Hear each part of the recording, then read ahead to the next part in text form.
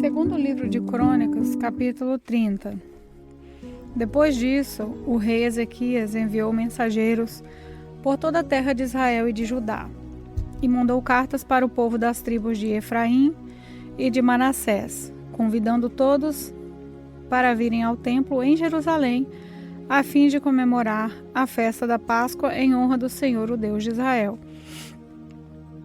O rei, as autoridades e os moradores de Jerusalém tinham concordado em comemorar essa festa no segundo mês do ano, porque não tinha podido fazê-lo no tempo marcado, isso é, no primeiro mês.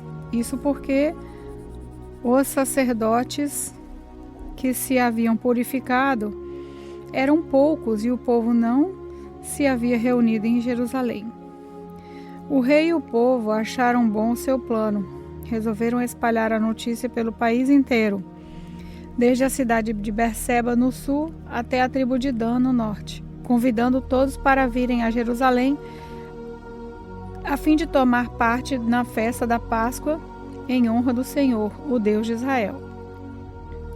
Pois já fazia muito tempo que a Páscoa não era comemorada de acordo com o que estava escrito na lei.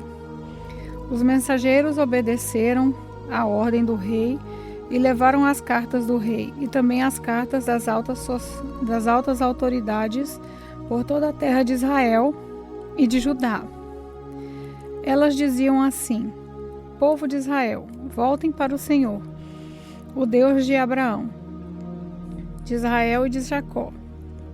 E assim ele voltará para vocês que escaparam do poder dos reis da Assíria. Não sejam como os seus antepassados e como os seus patrícios, que foram infiéis ao Senhor, o Deus dos nossos antepassados. Foi por isso que ele os destruiu.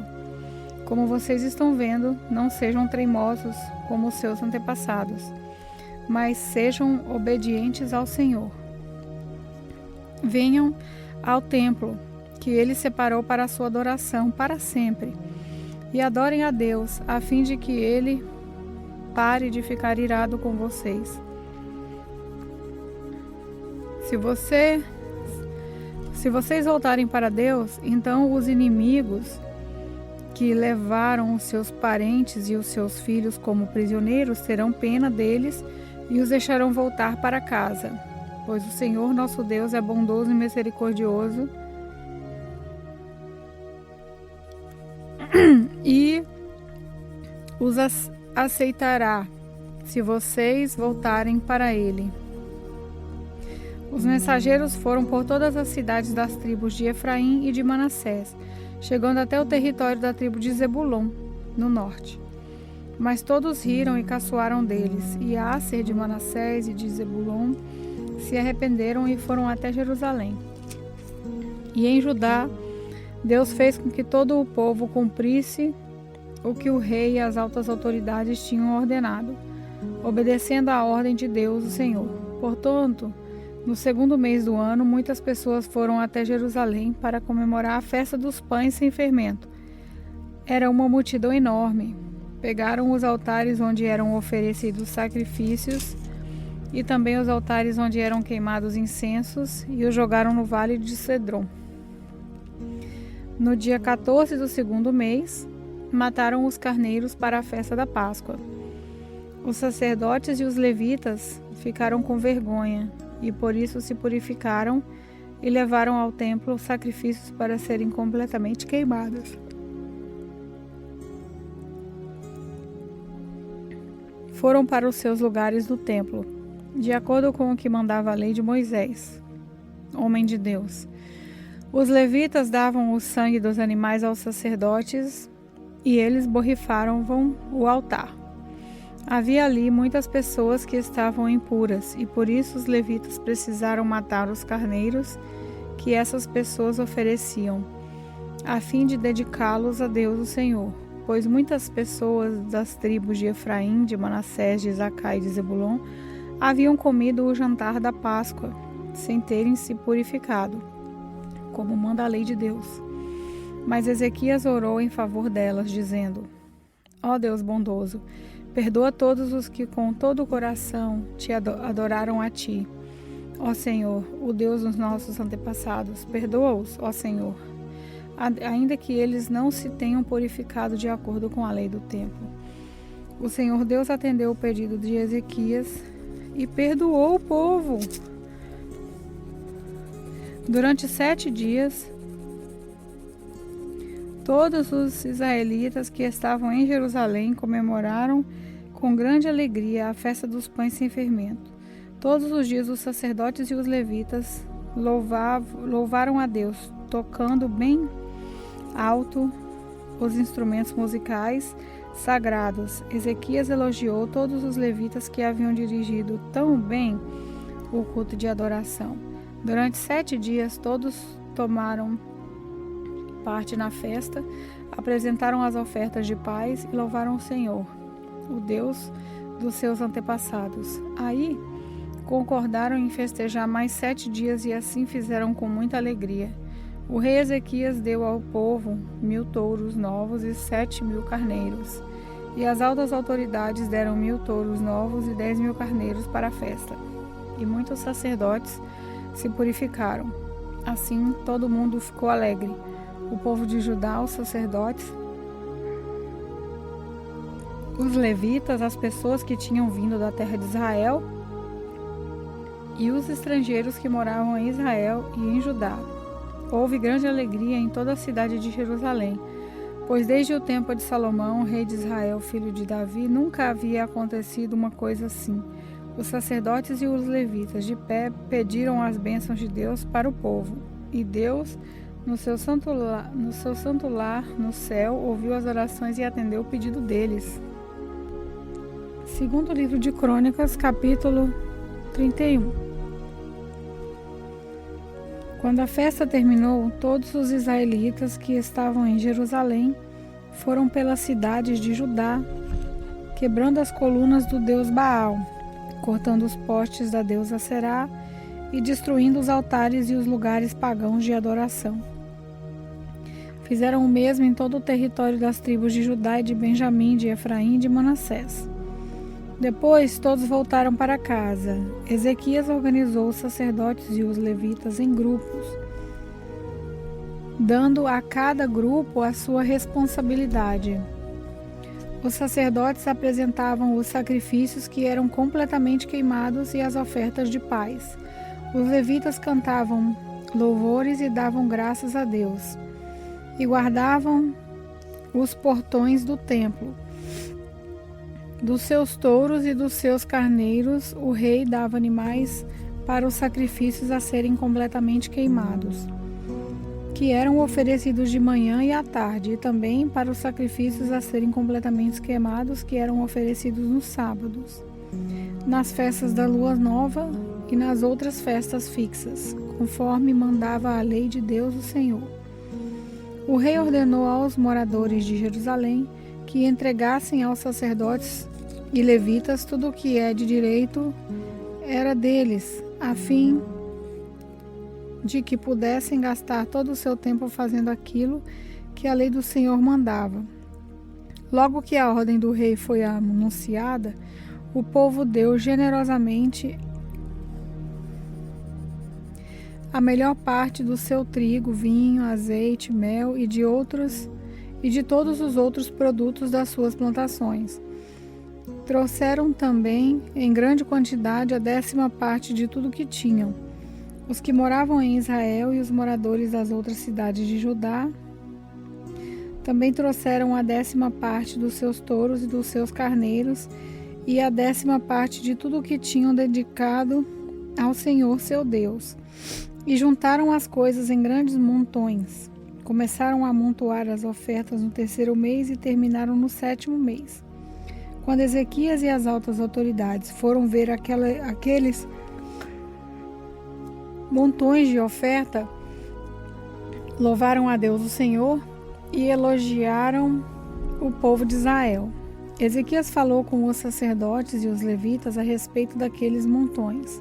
E o grande sacerdote Azarias, descendente de Zadok, respondeu: Desde que o povo começou a trazer todas essas ofertas ao templo, Nós temos tido bastante para comer e tem sobrado muita coisa. O Senhor Deus tem abençoado o seu povo e por isso temos comida até demais. Aí o rei Ezequias ordenou que preparassem depósitos no templo e isso foi feito. Foram honestos e colocaram ali todas as ofertas, os dízimos e as coisas dedicadas a Deus. Para tomar conta dos depósitos, puseram um levita chamado Conanias, que tinha como ajudante o seu irmão Simei. O rei Ezequias e o grande sacerdote Azarias nomearam os seguintes levitas para servirem debaixo da direção de Conanias e Simei: Jeiel, Azarias, Naate, Azael, Jerimote, Josabade, Eliel, Esmaquias, Maate e Benaías. O guarda do portão leste do templo, Coré, filho de Ima, estava encarregado das ofertas feitas a Deus por vontade própria. Ele distribuiu as ofertas e as coisas dedicadas a Deus. Nas outras cidades onde os sacerdotes moravam, os seguintes levitas trabalhavam fielmente debaixo da direção de Coré: Éden, Miniamim, Jesuá, Semaías, Amariá e Secanias. Estes distribuíam as porções devidas a todos os seus colegas, os levitas, de acordo com os grupos que pertenciam tanto a cada um a mesma porção, sem levar em conta se os seus nomes estavam ou não nas listas dos seus antepassados. A distribuição era feita a todos os homens de 30 anos acima que iam ao templo para fazer o seu serviço diário, de acordo com o grupo a que pertenciam o trabalho que faziam. A lista dos sacerdotes foi feita de acordo com os seus grupos de famílias. Os levitas de 20 anos para cima estavam alistados de acordo com o trabalho que faziam e o grupo que pertenciam. Nas listas estavam também os nomes das mulheres, dos filhos, das filhas, isso é, da família inteira. Os sacerdotes, os levitas que tinham sido consagrados a Deus e precisavam estar sempre prontos para fazer o seu trabalho sagrado. Havia também homens nomeados para distribuírem os alimentos que eram para os sacerdotes, os descendentes de Arão, que moravam nas cidades dos sacerdotes ou nos campos que ficavam ao redor, e também os alimentos que eram para todos os levitas cujos nomes estavam nas listas. Foi isso o que Ezequias fez em toda a terra de Judá. Ele sempre foi bom, correto e fiel em todos os serviços que prestou ao Senhor, seu Deus. Tudo o que Ezequias fez está no templo.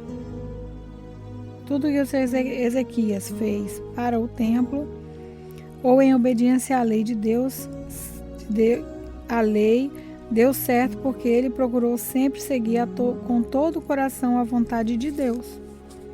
2 Crônicas, capítulo 32.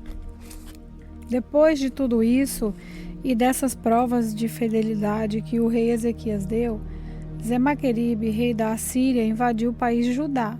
O seu exército cercou a cidade protegida por muralhas, procurando conquistá-las. Quando Ezequias viu que Senaqueribe estava planejando atacar Jerusalém também, consultou seus chefes e militares e civis e propôs que tapassem as fontes de água que ficavam fora da cidade, e eles concordaram com o plano. Muita gente se ajuntou e foram tapar todas as fontes e também o canal que atravessava aquela região.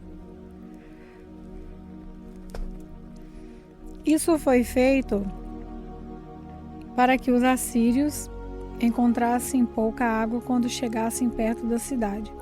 Ezequias se animou e consertou a muralha da cidade. Construiu torres em cima delas e levantou outra muralha em redor da que já existia. Também construiu defesas no aterro que havia sido feito do lado leste, na cidade de Davi e mandou fazer outras lanças e escudos. Colocou oficiais no comando de todos os homens da cidade. Mandou os oficiais se reunirem na praça do portão de entrada na cidade e disse: sejam fortes e corajosos, não fiquem assustados, nem tenham medo. O rei da Assíria e do seu enorme exército, porque aquele que está do nosso lado é mais poderoso do que o que está do lado dele. Ele só conta com a força dos homens, mas do nosso lado está o Senhor, nosso Deus, para nos ajudar e para guerrear por nós. E o povo ficou animado ao ouvir as palavras do rei Ezequias. Algum tempo depois, Semaqueribe, rei da Assíria, junto com seu exército, estava cercando a cidade de Laquis. Ele enviou alguns oficiais a Jerusalém para entregarem ao rei Ezequias a seguinte mensagem: eu, Semaqueribe, rei da Assíria, quero saber como é que vocês, moradores de Jerusalém, podem se sentir seguros ficando aí enquanto o exército inimigo está cercando a cidade. Ezequias diz que o Senhor, o Deus de vocês, os livrará das minhas mãos. Mas ele os está enganando e vocês morrerão de fome e sede. Pois foi o próprio Ezequias que acabou com os lugares de adoração e com os altares desse Deus e disse ao povo de Judá e aos moradores de Jerusalém que adorassem a Deus diante de um altar só e queimassem incenso somente naquele altar. Será que vocês não sabem o que eu e os meus antepassados fizemos com os povos de outras nações? Vocês pensam que os deuses daquelas nações foram capazes de salvá-las das minhas mãos? Não houve nenhum deus das nações que os seus antepassados conquistaram que fosse capaz de salvar o seu povo do meu poder. Então, por que é que vocês pensam que o seu Deus pode salvá-los das minhas mãos? Portanto, não deixem que Ezequias o enganem assim. Não se iludam, não acreditem nele. Nunca houve nenhum Deus que pudesse salvar o seu povo do poder dos seus antepassados ou do meu poder. Muito menos o Deus de vocês poderá salvá-los. Os oficiais assírios disseram coisas ainda piores contra Deus, o Senhor, e contra o seu servo Ezequias. E Semaqueribe escreveu cartas que insultava o Senhor, Deus de Israel, dizendo o seguinte contra ele: os deuses das outras nações não salvarão os seus povos das minhas mãos. Assim também o rei de Ezequias não salvará o seu povo das minhas mãos. Os oficiais gritaram, isso é, em hebraico, aos oficiais. Os oficiais gritaram isso em hebraico aos moradores de Jerusalém que estavam em cima da muralha da cidade, a fim de assustá-los e deixá-los apavorados, e assim poder conquistar a cidade. Os oficiais falaram a respeito do Deus de Jerusalém como se ele fosse como os deuses de outros povos, que são ídolos feitos por mãos humanas. Aí o rei Ezequias e o profeta Isaías, filho de Amós, oraram a Deus e pediram a sua ajuda. Então o Senhor Deus enviou um anjo e matou todos os soldados e todos os oficiais do exército assírio. Pronto, acabou. O rei Semaqueribe voltou envergonhado para o seu país. Certo dia, quando estava adorando no templo do seu Deus, alguns dos seus filhos o mataram à espada. Foi assim que o Senhor Deus salvou Ezequias e os moradores de Jerusalém das mãos de Semaqueribe, rei da Assíria, e das mãos de todos os outros inimigos. E Deus deu ao seu povo paz com todos os países vizinhos. Muitas pessoas iam a Jerusalém, levando ofertas ao Senhor e ricos presentes para o rei Ezequias de Judá. Naquela época em diante, a fama de Ezequias foi crescendo por todas as nações. Por esse tempo, o rei Ezequias ficou doente e quase morreu. Então, orou a Deus, o Senhor, e Deus respondeu. Dando um sinal para provar que ele ficaria bom. Deus foi bondoso com Ezequias, mas ele não lhe agradeceu, pois era orgulhoso. Por isso Deus ficou irado com ele, com o povo de Judá e com os moradores de Jerusalém. Aí Ezequias arrependeu do seu orgulho, como também os moradores de Jerusalém. Assim o Senhor só castigou o povo depois da morte de Ezequias. Ezequias ficou muito rico e recebeu muitas homenagens, construiu depósitos para guardar a prata e o ouro, as pedras preciosas, as especiarias, os escudos e outros objetos de valor que possuía. Construiu também armazéns para os cereais e vinho e o azeite, estribeiras, barias para o gado e currais para os carneiros. Ezequias também construiu cidades. Ele se tornou dono de muito gado e de muitos carneiros, pois Deus lhe deu muita riqueza. Foi Ezequias quem mandou tapar a saída de cima da fonte de Gion e cavar no lado oeste de Jerusalém um túnel para levar água para dentro da cidade. Tudo o que Ezequias fez deu certo. Quando as altas autoridades da Babilônia enviaram mensageiros a Ezequias para fazerem perguntas sobre o milagre que havia acontecido em Judá, Deus não o ajudou, pois queria pô-lo à prova a fim de descobrir o que estava no fundo do seu coração. Tudo o que mais Ezequias fez, inclusive as coisas que fez como prova da sua dedicação a Deus, está escrito na visão do profeta Isaías, filho de Amós, e na história dos reis de Judá e de Israel. Ezequias morreu e foi sepultado na parte de cima dos túmulos dos reis, que eram descendentes de Davi. Quando ele morreu, o povo de Judá e os moradores de Jerusalém lhe prestaram homenagens, e o seu filho Manassés ficou no lugar dele como rei.